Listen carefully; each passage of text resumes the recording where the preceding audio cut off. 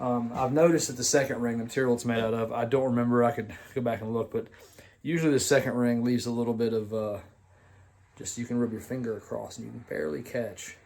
So, show you what I do for that.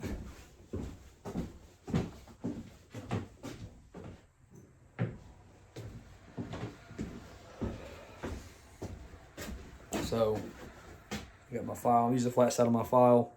Literally, it takes almost nothing. Just, I'll go through all the rings this way and make sure that there's no, and you also should check the factory edge just to make sure that there's no machining issues. But rub your fingers across them. You can't be too careful with that. So anyway, I don't really care what you use to file them. I'd make sure you have a normal file. I try to make sure that the file I use for this portion of it is something that, basically something that I only use for engine stuff.